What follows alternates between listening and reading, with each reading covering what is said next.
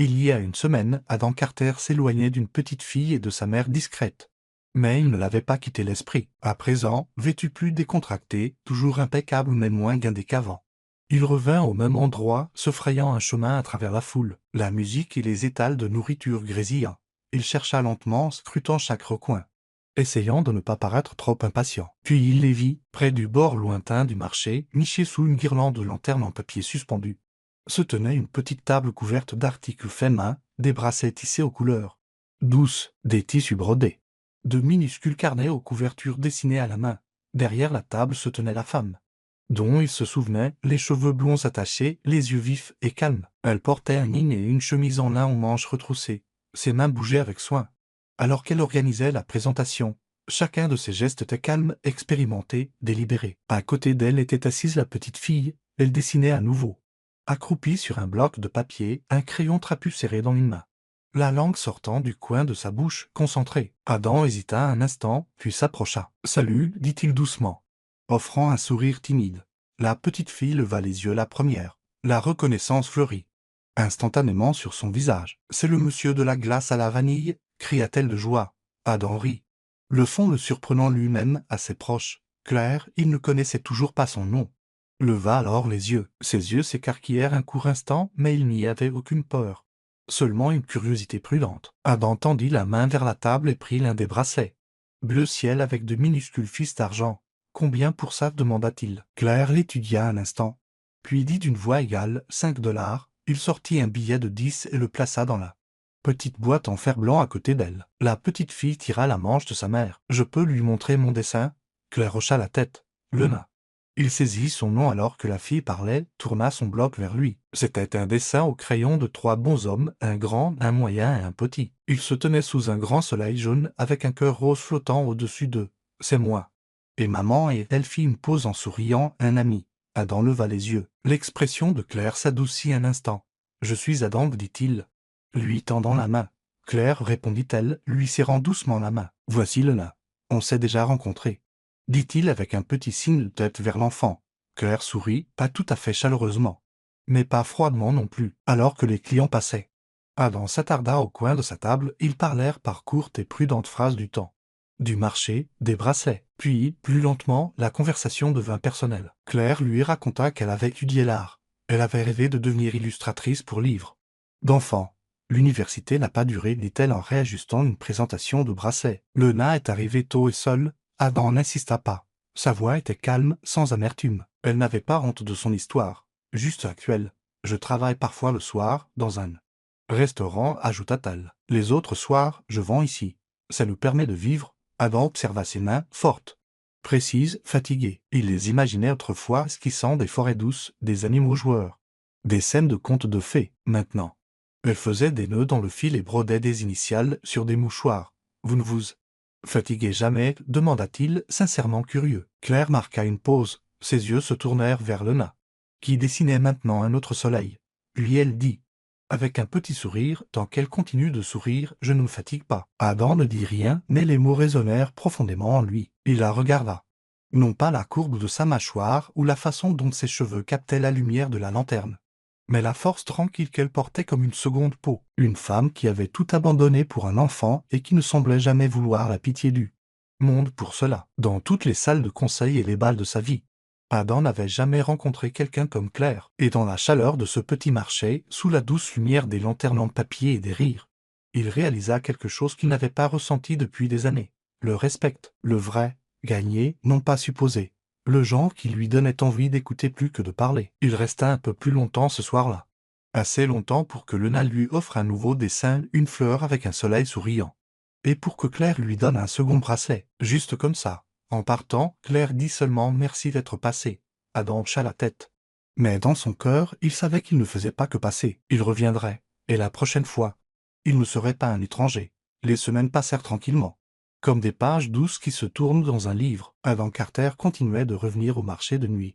Au début, juste les week-ends, puis quelques jours de semaine calmes aussi. Toujours à la même table avec les objets artisanaux. Toujours avec la même intention. Il venait avec quelque chose de nouveau à chaque fois. Des sacs de fruits frais, des boîtes de livres pour enfants, des vêtements chauds à la taille de le nain, des stylos de couleur, Parfois un repas chaud enveloppé dans du papier d'aluminium, il n'en faisait jamais tout un plat. Il les plaçait simplement et doucement à côté du panier de Claire.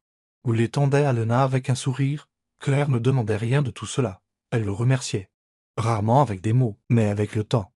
Ses yeux s'adoucirent quand elle le voyait marcher à travers les lumières du marché, et parfois, quand il ne regardait pas, elle souriait. Ils commencèrent à partager de petites choses, de la nourriture de rue à la fermeture, des histoires sur leur journée, des blagues discrètes. Le nain était toujours assis entre eux, dessinant, bavardant à propos de ses dessins. Chaque semaine, elle dessinait la même image de nouvelle manière. Une petite maison avec 3 personnes debout devant. Une grande, une moyenne, une petite. Toujours avec un grand soleil. Un jour, ce sera notre maison, dit-elle un jour fièrement. Il y a 3 lits. Un pour maman, un pour moi. Et un pour le monsieur de la glace à la vanille. Adam gloussa. Mais Claire avait rapidement détourné le regard. Ses doigts se serrèrent légèrement sur le bord de la table. Ils n'ont jamais qualifié ce qu'ils faisaient, ni rendez-vous, ni amitié, ni charité, juste rester. Un soir, alors qu'il mangeait du maïs grillé près du trottoir, Adam parla plus honnêtement qu'il ne s'y attendait. « Je n'ai jamais vraiment su ce que c'était d'avoir un papa, dit-il. Je veux dire, techniquement, j'en avais un. Mais il était toujours en réunion, toujours en train de construire son empire, jamais assis à table. Jamais venu aux pièces de théâtre de l'école, jamais serré dans ses bras. » Claire leva les yeux de sa tasse. Adam continua, sa voix plus douce. « Vous savez ce dont je me souviens le plus de l'école primaire ? Voir d'autres enfants courir dans les bras de leur part. Je faisais semblant de ne pas m'en soucier, mais je m'en souciais. Je m'en souciais beaucoup. » Il y eut un long silence, puis Claire dit doucement « Je suppose que cela nous fait deux. » Adam se tourna vers elle. Claire regarda le nain, qui était blotti sur une couverture à proximité. Feuilletant un livre d'images. « J'ai eu une mère qui a essayé, mais mon père est parti avant que j'aie 10 ans. Je ne l'ai jamais revu. » Adam hocha lentement la tête. Leurs histoires n'étaient pas identiques. Mais la douleur sous-jacente, c'était la même. 2 adultes, qui avaient réussi et survécu, apprenaient encore à guérir. Le samedi suivant, la pluie tomba fort. Claire n'ouvrit pas son stand ce soir-là. Adam attendit quand même. Il se tenait au coin familier, parapluie à la main, balayant la rue du regard. Et puis il les vit, Claire et Lena blottis sous l'abri de bus.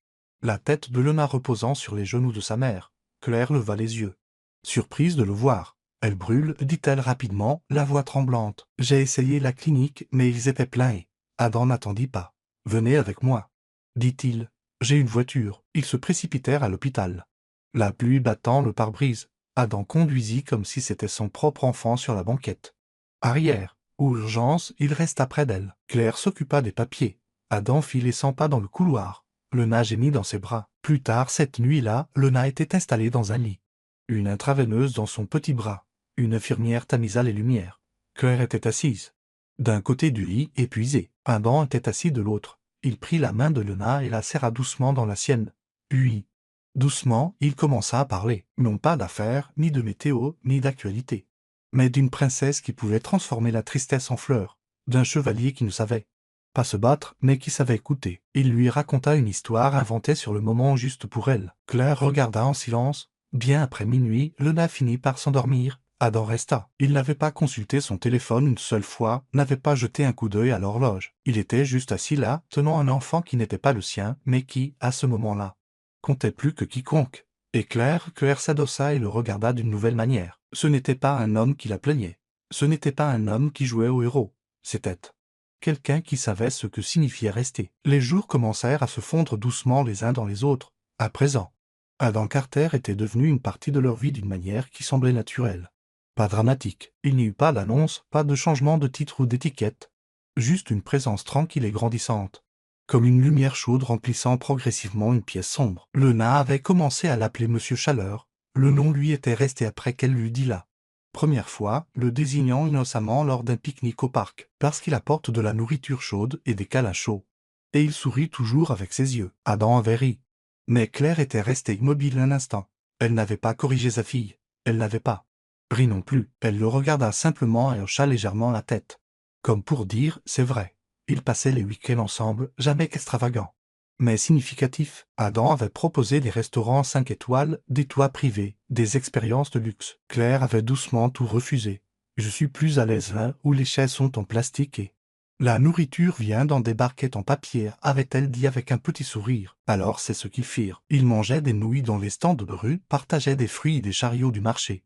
et s'assirent une fois sur le trottoir devant un camion de tacos, regardant le ciel viré aux lavandes tandis que les lumières de la ville s'allumaient. Lena trempait ses doigts dans un bâtonnet glacé fondu et peignait des étoiles sur le bras d'Adam.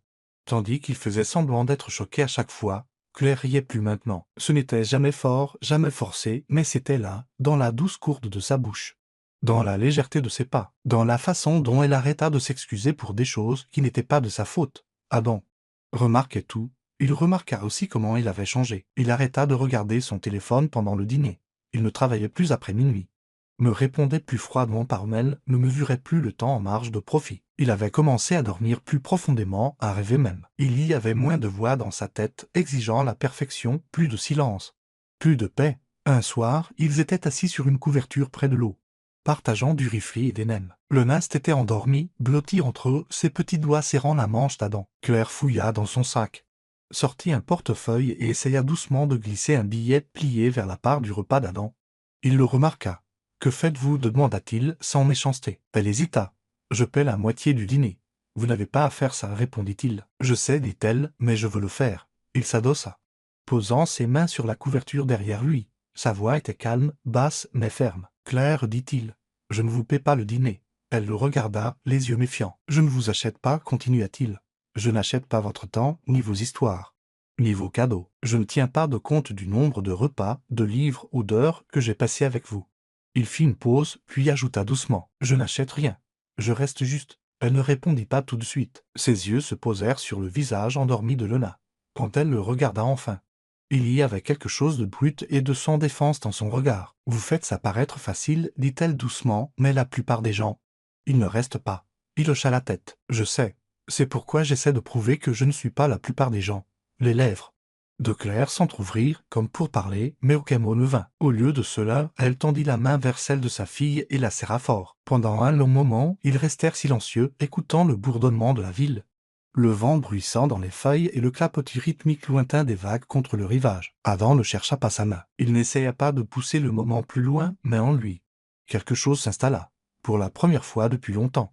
Il se sentit exactement là où il devait être, pas en train de courir, pas en train de réparer, pas en train de construire, mais en train de rester. Et Claire, assise à côté de lui, commença à croire, peut-être pour la première fois, que quelqu'un pourrait réellement le penser. Le temps commençait à changer. La fin de l'été se transformant doucement en début d'automne. Les nuits devenaient plus fraîches, les cieux d'un bleu plus profond. Les changements étaient subtils, mais Adam les ressentait d'une manière qui n'avait rien à voir avec la météo. Claire était devenue plus silencieuse ces derniers temps, pas froide, pas distante, mais contemplative, comme quelqu'un debout au bord de quelque chose dans lequel elle n'était pas sûre de vouloir s'engager. Adam le remarqua, bien sûr. Il remarquait tout quand il s'agissait d'elle. Ils étaient assis sur un banc de parc un dimanche après-midi tandis que Lena jouait à proximité, poursuivant les feuilles qui tombaient avec un bâton dans une main et son lapin en peluche dans l'autre. Claire sirotait son café, ses doigts serrés autour de la tasse en papier, même si elle avait déjà refroidi. Après un long silence, elle parla. « J'ai peur de vous laisser entrer, dit-elle, la voix basse, sans le regarder, parce que si vous partez, je ne saurais pas comment lui expliquer. » Adam se tourna vers elle. Il n'interrompit pas. Claire continua. « Elle vous voit déjà comme quelque chose de permanent, quelque chose de stable. Et j'ai peur que si un jour vous réalisez que cette vie n'est pas pratique ou facile ou parfaite, vous partiez, et je devrais la regarder vous chercher chaque fois que la porte s'ouvrira. » Adam ne répondit pas avec des mots. Au lieu de cela, il hocha la tête une fois, puis fouilla dans la poche de son manteau et lui tendit une invitation pliée. C'était simple, un dépliant pour une exposition d'art pour enfants locale qui se tenait dans une petite galerie communautaire du centre-ville. Il avait inscrit Lena des semaines auparavant sans rien leur dire à aucune des deux. Elle a du talent, dit-il doucement, et elle mérite d'être vue. Claire fixa le papier, puis lui, incertaine de comment répondre, mais lorsque la nuit de l'exposition arriva, elle vint avec Lena dans sa plus jolie petite robe et deux petites tresses dans le dos.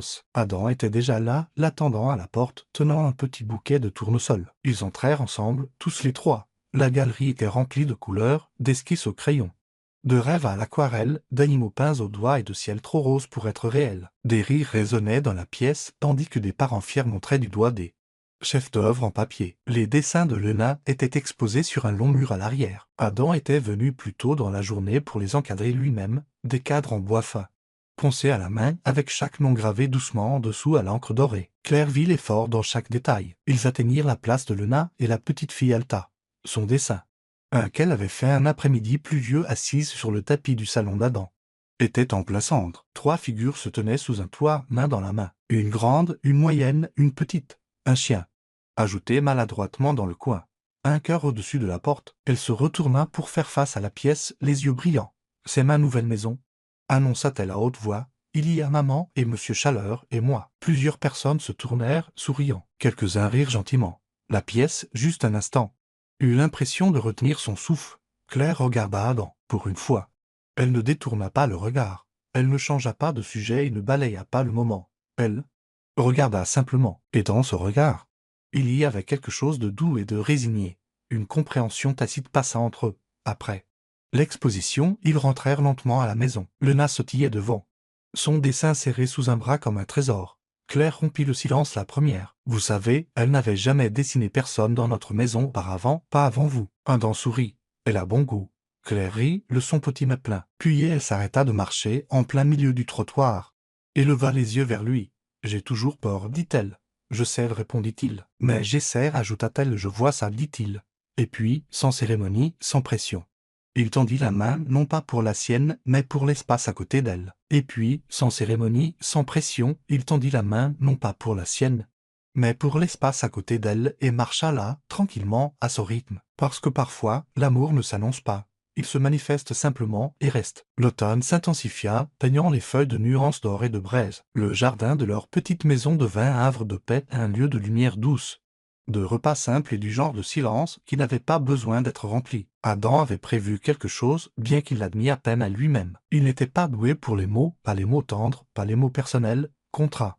négociation, rapport, c'était son langage. Mais l'amour avait toujours été quelque chose qui arrivait aux autres. Et pourtant, le voici, pliant des serviettes, arrangeant des fleurs en papier qu'il avait faites lui-même. Après avoir regardé une demi-douzaine de tutoriels, il n'avait jamais touché à l'origami auparavant, mais d'une manière ou d'une autre. Ses mains voulaient faire quelque chose de délicat pour elle, quelque chose qui parlait, même si sa voix pouvait trembler. Il dressa la table sous le sycomore, accrocha des guirlandes lumineuses le long de la clôture et attendit. Claire sortit juste avant le coucher du soleil. Vêtue d'un doux pull bleu et d'un air de curiosité prudente, elle marqua une pause en voyant la scène, rien de grandiose, juste bien pensé. Ses yeux balayèrent les lumières, les fleurs, l'effort tranquille dans chaque détail. « Vous avez fait tout ça ?» demanda-t-elle à Dancha la tête. « Eh bien, moi et YouTube. » Elle rit, le genre de rire qui s'installait entre eux comme un thé chaud. Elle s'assit et pendant un moment, ils mangèrent lentement, sans hâte, sans pression. Juste du poulet doux et des légumes rôtis. De la musique jouant doucement depuis l'haut-parleur du porche. Lena déjà endormie à l'intérieur. Après le dessert, Claire s'adossa, les yeux mi-clos de contentement. « Vous n'aviez vraiment pas à faire tout ça. » Adam la regarda. Le vent souleva quelques mèches de ses cheveux sur sa joue et il tendit la main, les repoussant avant de réaliser ce qu'il faisait. « Je sais, dit-il, mais je voulais le faire. » Elle ouvrit les yeux à cela, quelque chose d'indéchiffrable y vacillant. Adam expira, longuement et régulièrement. Puis, les mains étroitement croisées sur la table, il commença. « Je n'ai jamais été père, dit-il, je n'y ai même jamais pensé. Et je n'ai jamais vraiment été le partenaire de quelqu'un, pas de la manière qui compte. » Claire ne parla pas, le regarda simplement. « Mais si vous avez besoin de quelqu'un, continua-t-il, la voix plus douce maintenant, qui est prêt à apprendre les deux, je suis là. Je pourrais me tromper, cela pourrait prendre du temps, mais je serai là. Non pas parce que je me sens obligé, mais parce que je le veux. » Les mots flottèrent dans l'air entre eux, fragiles et bruts. Mais vrai. Claire ne répondit pas tout de suite. Au lieu de cela, elle se leva lentement et fit le tour de la table. Adam se leva pour la rencontrer. Incertain, les mains toujours le long de son corps. Elle l'entoura de ses bras, pas serrés, pas désespérément, juste entièrement. Sa voix était presque un murmure. « Je n'ai pas besoin de magie, dit-elle, la tête reposant sur son épaule. J'ai juste besoin de quelqu'un qui reste honnêtement et assez longtemps. » Adam ferma les yeux, ses bras se levant enfin pour la retenir et dans cette étreinte. Dans le silence qui suivit, quelque chose se mit en place. Ce n'était pas une grande déclaration. Ce n'était pas des feux d'artifice. C'était quelque chose de mieux. C'était réel. Une année passa comme un souffle tranquille, doux et plein de changements. Les saisons se succédèrent doucement sur la ville et au retour de l'automne. Adam Carter ne vivait plus dans un penthouse en hauteur au-dessus de Manhattan. Il se réveillait désormais chaque matin au chant des oiseaux et à l'odeur du café frais dans une petite cuisine ensoleillée d'une maison confortable juste à la limite de la ville. La maison était modeste, une clôture blanche. Un parterre de fleurs que Claire avait planté de toutes pièces. 2 vélos appuyés contre le porche. À l'intérieur, les murs étaient chaleureux et habités. Décorés des dessins colorés de Lena et de minuscules empreintes de mains peintes dans le couloir. Adam n'avait jamais vécu dans un endroit comme celui-ci, pas même enfant. Mais d'une manière ou d'une autre, rien n'avait jamais autant ressemblé à un foyer. Claire avait commencé un petit cours d'art dans leur studio de jardin. Un espace qu'Adam avait construit avec elle au printemps. Elle avait peint elle-même une pancarte « Little Late Studio ». Des enfants du quartier venaient 3 jours par semaine, apportant avec eux des marqueurs. Des rires et un nouveau genre de joie dont Claire n'avait jamais su qu'elle avait besoin. Adam passait ses journées de manière plus lente maintenant. Il gérait toujours son entreprise, prenait toujours des appels importants. Mais seulement depuis le bureau ou du couloir. Il passait plus de temps à faire du bénévolat au centre pour enfants de la ville, où il lisait des histoires aux enfants, réparait des jouets cassés et donnait un cours hebdomadaire intitulé « Comment écouter comme un super-héros ». Elena, maintenant officiellement en première année, portait son sac à dos comme une cape et disait fièrement à tous ceux qu'elle rencontrait qu'elle avait maintenant 2 maisons, une dans son cœur et une avec une boîte aux lettres. Un jardin et un papa qui faisait des crêpes amusantes le samedi. Elle avait aussi un t-shirt préféré. Un t-shirt blanc avec un dessin fait à la main que Claire l'avait aidé à réaliser. Sur le devant, il était écrit « Être câliné est mon super pouvoir ». Adam ne pouvait pas lire ces mots sans déglutir difficilement. Le jour du 6e anniversaire de Luna, ils organisèrent une petite fête dans le jardin. Il y avait des ballons attachés aux poteaux de clôture, des couronnes en papier faites à la main et un gâteau en forme de boîte de crayons géante. Amis et voisins se rassemblèrent, apportant des cadeaux emballés dans des arcs-en-ciel et des rubans. Mais le vrai cadeau arriva vers la fin de l'après-midi, après que les bougies eurent été soufflées et que la première part de gâteau eut été dévorée. Lena se tenait sur un petit tabouret au milieu du jardin, portant toujours sa couronne en papier, les joues maculées de glaçage. Elle tenait une note froissée dans une main et une sucette dans l'autre. « D'accord, dit-elle fièrement, s'éclaircissant la gorge comme une professionnelle. J'ai quelque chose à dire. » Le jardin devint silencieux. Le genre de silence qui vient d'une affection et d'une attention réelle. Elle regarda Adam et Claire, puis les invités, puis de nouveau son papier. « Il y a longtemps. » Commença-t-elle, « je n'avais pas de papa et je pensais que je n'en aurais peut-être jamais. Je voyais d'autres enfants à l'école se faire chercher par leur papa ou se faire câliner avant les cours et je faisais semblant de ne pas m'en soucier. » Sa voix trembla un peu, mais elle continua. « Mais ensuite, un soir, j'ai rencontré quelqu'un. Et je lui ai demandé un câlin. C'était tout ce que je demandais, juste un, parce que parfois, c'est le seul souhait que votre cœur peut contenir. » Elle regarda Adam à nouveau et j'ai eu mon câlin. Mais ensuite, j'ai eu quelqu'un qui reste, quelqu'un qui mange des nouilles sur le trottoir avec moi. Quelqu'un qui lit le même livre 5 fois et qui rit encore de la partie amusante. Lena prit une profonde inspiration. « Alors aujourd'hui, je veux dire ceci, j'avais l'habitude de souhaiter un câlin, mais maintenant, j'ai un câlin qui ne lâche jamais. » La foule applaudit, certains essuyèrent des larmes. Claire tendit la main à Adam, la serrant fort. Ses yeux humides mais brillants. Adam s'avança, souleva Lena du tabouret et la serra fort dans ses bras. Puis, sans un mot, il tendit la main vers Claire, l'attirant à son tour. Tous les 3 debout dans un cercle de soleil et de confettis, au milieu d'un jardin qui sentait le gâteau, l'herbe et quelque chose de plus doux que l'un ou l'autre, l'amour. Adam embrassa le sommet de la tête de Lena et murmura « Et moi, ma chérie, j'ai enfin appris à aimer. » Un câlin à la fois. Parfois, il suffit d'une petite voix pour changer le cours d'un cœur protégé. Parfois, un simple câlin, donné au reçu, peut ouvrir une porte à la guérison qu'aucune somme d'argent, de succès ou de logique n'aurait jamais pu ouvrir. Adam pensait avoir tout, jusqu'à ce qu'une petite fille lui rappelle que le véritable amour n'est pas quelque chose que l'on gagne, c'est quelque chose pour lequel on reste. Et Claire, qui avait passé si longtemps à être forte pour deux, apprit enfin ce que cela faisait quand quelqu'un restait aussi pour elle. Ce n'était pas seulement une histoire d'un homme et d'une femme, ou d'une mère et d'une fille. C'était une histoire sur le choix de rester, sur le fait de se montrer quand cela compte le plus, et sur la façon dont un simple souhait de câlin est devenu le fondement d'une famille pour toujours. Si cette histoire a touché votre cœur, vous a fait sourire ou vous a rappelé le pouvoir discret de l'amour, vous êtes au bon endroit. Abonnez-vous à Real West Love Story pour d'autres récits émouvants d'espoir, de guérison et de liens inattendus, parce que quelque part, quelqu'un a juste besoin d'une raison de croire à nouveau. Et peut-être que cette histoire commence avec vous.